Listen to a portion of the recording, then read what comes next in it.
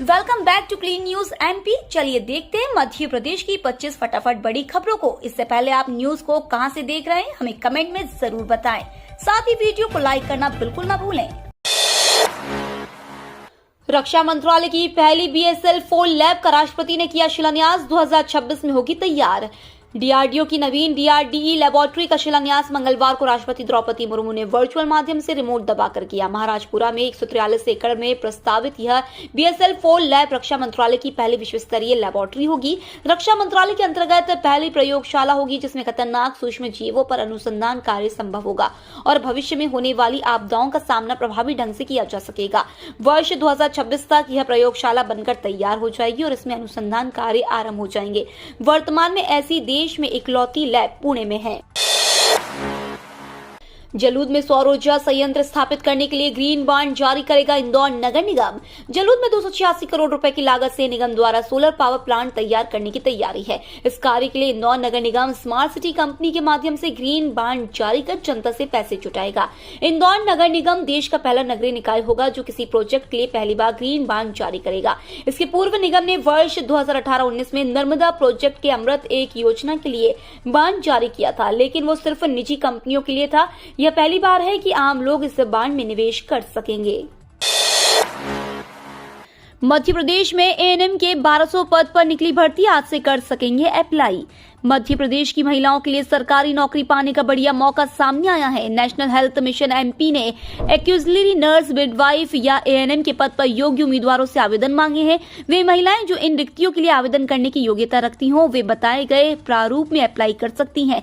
आवेदन अभी शुरू नहीं हुए, आज से इन वैकेंसी के लिए अप्लाई किया जा सकेगा।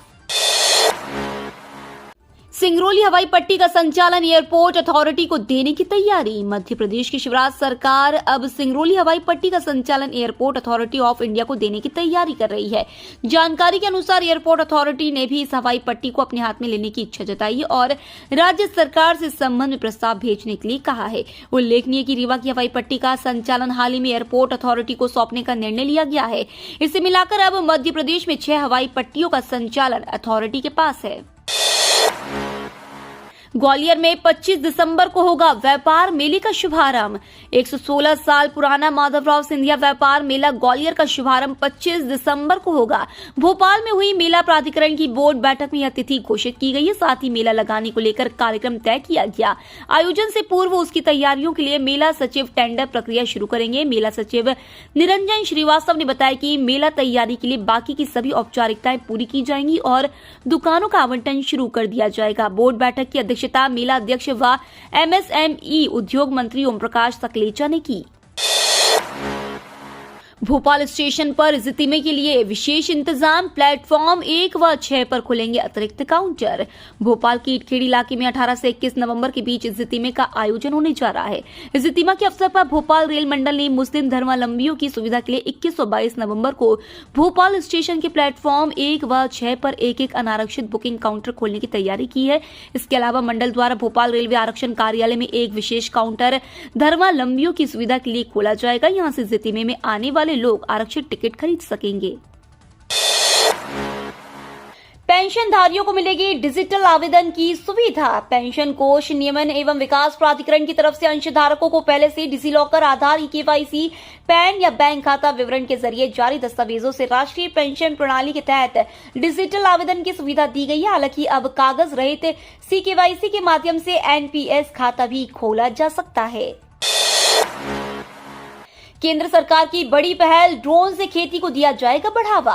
किसानों को इनकम को आगे बढ़ाने के लिए और खेती में तेजी के लिए ड्रोन को बढ़ावा दिया जा रहा है। ड्रोन का इस्तेमाल करके किसान कम लागत में ज्यादा फायदा कमा सकते हैं। ड्रोन खेती को प्रोत्साहित करने के लिए इसकी खरीद पर सब्सिडी दी जा रही है।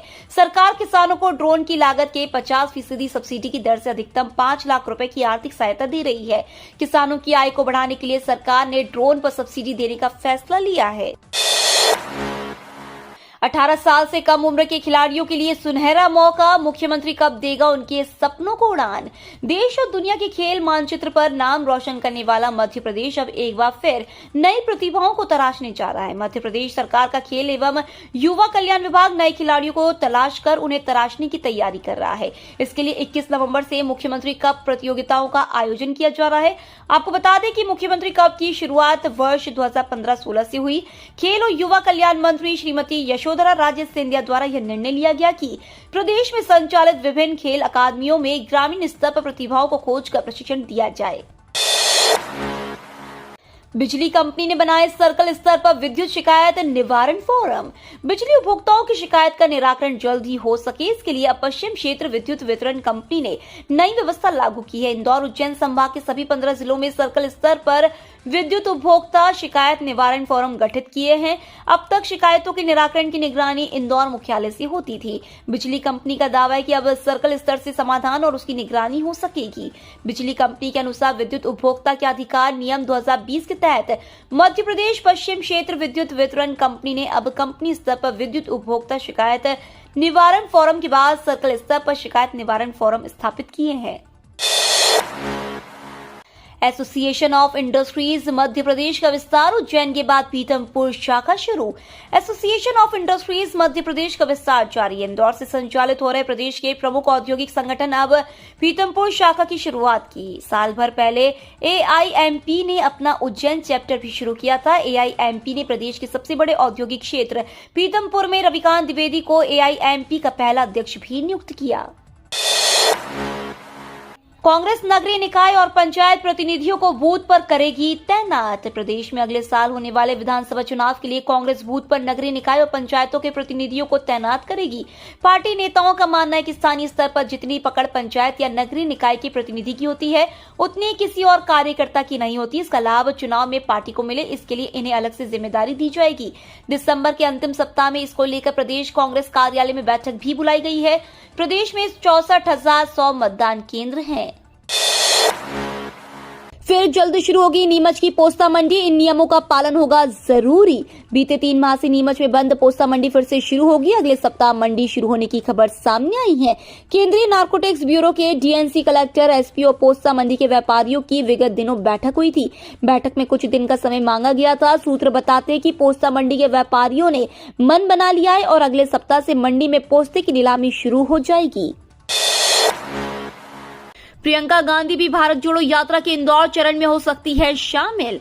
राहुल गांधी की भारत जोड़ो यात्रा के राष्ट्रीय समन्वयक और मध्य प्रदेश के पूर्व मुख्यमंत्री दिग्विजय सिंह ने इंदौर में कहा कि प्रियंका गांधी भी भारत जोड़ो यात्रा में इंदौर चरण के दौरान शामिल हो सकती हैं। राहुल गांधी की भारत जोड़ो यात्रा पर वह बोले कि यह पूरी तरह कांग्रेस की वर्किंग कमेटी का फैसला है। इस बारे में कोई भी फैसला मैंने नहीं लिया है। इस यात्रा का उद्देश्य देश में अमीरी गरीबी के बीच बढ़ती खाई और बढ़ती महंगाई के खिलाफ जन जागृति का है। केंद्रीय कर्मचारियों की बल्ले बल्ले, डीए के बाद एक और भत्ते में इजाफा। केंद्रीय कर्मचारियों के महंगाई भत्ते में पहले ही बढ़ोतरी हो गई है। केंद्र सरकार ने अब कर्मचारियों को एक और तोहफा दिया है। पहले महंगाई भत्ते में इजाफा हुआ और अब ट्रैवल अलाउंस में भी इजाफा हुआ है, यानी कर्मचारियों के खाते में एक बार फिर बड़ी रकम आने वाली है। महंगाई भत्ते में बढ़ोतरी होने से कर्मचारियों के टीए में बढ़ोतरी हो गई है, लेकिन अब ट्रैवलिंग ग्रेड को बढ़ा दिया गया है। केंद्रीय कर्मचारियों को अब ट्रैवल करने के लिए राजधानी और दुरंतो एक्सप्रेस के अलावा तेजस ट्रेन में सफर का मौका मिलेगा। पेट्रोल डीजल की घटेगी कीमतें। पेट्रोल डीजल की बढ़ती कीमत से राहत मिलने वाली है। केंद्र सरकार ने इसके लिए बड़ी जानकारी दी है। पेट्रोलियम और प्राकृतिक गैस मंत्री हरदीप सिंह पुरी ने कहा है कि केंद्र सरकार पेट्रोल और डीजल को माल एवं सेवा कर के दायरे में लाने के लिए तैयार है, लेकिन इस पर राज्यों से सहमति की संभावना कम नजर आ रही है। पुरी ने कहा कि पेट्रोल और डीजल को जीएसटी के दायरे में लाने के लिए राज्यों की सहमति जरूरी है और अगर राज्य सरकारें इस पर सहमत होती है तो केंद्र भी इसके लिए तैयार है। 2 दिन बाद एक्टिव होगा नया पश्चिमी विक्षोभ, गिरेगा तापमान। मध्य प्रदेश के मौसम में बदलाव का दौर जारी। 18 नवंबर को फिर नया पश्चिमी विक्षोभ आ रहा है, जिससे कश्मीर की ठंडी हवा थमेगी। एमपी मौसम विभाग की माने तो 21 नवंबर से एक बार फिर तापमान में गिरावट देखने को मिलेगी। आगामी 2 दिनों में दिन और रात के तापमान में कुछ जिलों में गिरावट दर्ज हो सकती है। उत्तर से ठंडी हवाएं आज से 20 नवंबर के बीच उत्तर पश्चिमी और मध्य भारत में जारी रहेंगी। किसानों का सरसों पर भरोसा, गेहूं का रकबा घटा। फसलों के विविधीकरण को लेकर कृषि विभाग और कृषि वैज्ञानिक लंबे समय से किसानों को समझाइश देते रहे। इसके बाद भी किसान पारंपरिक खेती करते आए, लेकिन जब पारंपरिक फसलों की खेती में किसानों को मुनाफा की बजाय घाटा लगने लगा तो जिले में फसल विविधीकरण किसानों ने स्वतः ही अपना लिया। यही वजह है कि जिस जिले में बीते 2 साल पहले तक करीब 2 लाख हेक्टेयर से अधिक रकबा में गेहूं की बोवनी होती थी, वह इस वर्ष मात्र 1,50,000 हेक्टेयर में बोवनी का लक्ष्य रखा गया है। कोरोना में अनाथ हुए बच्चों को नहीं मिल रहा शिक्षा विभाग का साथ। कोरोना संक्रमण के दौरान वर्ष 2021 में मार्च से मई माह के बीच अनाथ हुए जिले में 12 पात्र बच्चों को मुख्यमंत्री बाल सेवा योजना के तहत मिलने वाली सुविधाओं में शिक्षा विभाग का साथ नहीं मिल पा रहा है। हालात यह है कि योजना लागू होने के बाद अन्य विभागों द्वारा उन्हें लाभान्वित कराया जा रहा है, लेकिन शिक्षा विभाग के अफसरों को विभागीय स्तर पर दी जाने वाली सुविधाओं की जानकारी है और न ही पात्र बच्चों की। पैसा कानून के नियम मध्य प्रदेश में लागू। बिरसा मुंडा के जन्म दिवस से मध्य प्रदेश में पंचायत उपवन नियम 2022 लागू कर दिए। इसमें अनुसूचित क्षेत्रों की ग्राम सभा को सशक्त बनाया गया है। बाजार मेलों का प्रबंधन ग्राम सभा करेगी तो ग्राम विकास की कार्य योजना भी यही बनाएगी।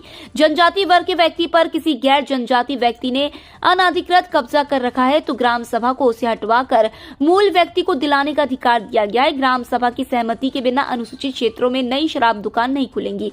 भूमि अधिग्रहण के पहले भी सहमति लेनी होगी। स्थानीय पुलिस स्टेशन में ग्राम से संबंधित कोई भी प्राथमिक सूचना दर्ज होती है तो इसकी सूचना ग्राम सभा को देनी होगी। जिवाजी विश्वविद्यालय ग्वालियर की नई पहल, बनाए पिंक डिपार्टमेंट। ग्वालियर के जिवाजी विश्वविद्यालय ने महिला सशक्तिकरण और महिलाओं की सुविधा दोनों भावों को जोड़ते हुए एक नई पहल की है। विश्वविद्यालय प्रबंधन ने पिंक डिपार्टमेंट बनाने का फैसला लिया है। इन विभागों में केवल महिला स्टाफ होगा, यानी इस विभाग में एक भी पुरुष कर्मचारी नहीं होगा। सभी जिम्मेदारियां महिलाएं ही निभाएंगी। ये कदम उठाकर जिवाजी विश्वविद्यालय महिला सशक्तिकरण की दिशा में पहल करने वाला मध्य प्रदेश का पहला विश्वविद्यालय बन गया है। रूस के खिलाफ G20 में भी अकेला पड़ा अमेरिका। भारत के अलावा सऊदी, चीन और इंडोनेशिया भी खिलाफ।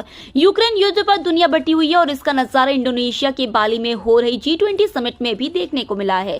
इस समिट में भारत समेत अमेरिका, रूस, चीन जैसे बड़े देश भी शामिल है। इस समिट के समापन घोषणा पत्र में रूस की आलोचना करने का प्रस्ताव पश्चिमी देशों की ओर से रखा गया था, जो गिरता दिख रहा है। भारत के अलावा चीन, रूस, ब्राजील, सऊदी अरब और खुद मेजबान इंडोनेशिया ने विरोध किया है। अमेरिका, यूरोप समेत कई पश्चिमी देशों की ओर से रूस की निंदा को लेकर प्रस्ताव लाया गया था। फिलहाल G20 समिट के फाइनल डिक्लेरेशन को लेकर बातचीत चल रही है, लेकिन भारत, चीन, इंडोनेशिया जैसे देशों ने रूस का समर्थन करते हुए इसका विरोध किया है। SBI ने पेश किया शानदार तोहफा, ग्राहकों को दे रही है पूरे 35 लाख रुपए। SBI की इस खास सुविधा रियल टाइम एक्सप्रेस क्रेडिट का फायदा सभी ग्राहक नहीं उठा सकेंगे। इसका लाभ केवल केंद्र और राज्य सरकार के कर्मचारी और रक्षा सेवाओं में कार्यरत ग्राहकों को ही मिलेगा। ऐसे में अगर आप भी सरकारी कर्मचारी है तो अब आप आसानी से लोन ले सकेंगे। गौरतलब है कि SBI की सुविधा के तहत आप 35 लाख तक का लोन ले सकेंगे। इसके तहत सारी प्रक्रिया ऑनलाइन होगी और क्रेडिट चार्ज, लोन के लिए पात्रता, ऋण मंजूरी और दस्तावेज जमा कराने जैसे सारे काम भी ऑनलाइन ही होंगे। रेलवे ने जनरल टिकट वालों को दी बड़ी सुविधा। भारतीय रेलवे ने जनरल डिब्बे या बिना आरक्षण वाले डिब्बे की टिकट बुकिंग में बड़ी राहत दी है। अब जनरल टिकट की बुकिंग रेलवे के UTS ऐप पर भी कटा सकेंगे। यात्री पहले इस ऐप से 5 किलोमीटर की दूरी तक की टिकट बुक कर सकते थे, लेकिन अब इसके दायरे को बढ़ाकर 20 किलोमीटर कर दिया गया है। यानी 20 किलोमीटर तक का सफर तय करने के लिए आप काउंटर के बजाय ऐप से बुकिंग कर सकते हैं। अब बैंक जबरन नहीं कर सकेंगे लोन की वसूली। अब बैंक किसी विपरीत परिस्थिति में आपसे जबरदस्ती लोन की वसूली नहीं कर सकते हैं। दरअसल भारतीय रिजर्व बैंक ने तमाम बैंकों और वित्तीय संस्थानों के लिए एक नया सर्कुलर जारी किया है। इस आदेश में बैंकों से यह कहा गया है कि बैंक लोन लेने वाले ग्राहकों को धमकाने, प्रताड़ित करने, निजी डाटा का दुरुपयोग की घटनाओं को रोके। ये तो थी आज की 25 फटाफट बड़ी खबरें। अगर आपको न्यूज पसंद आई हो तो चैनल को सब्सक्राइब करना ना भूले। धन्यवाद।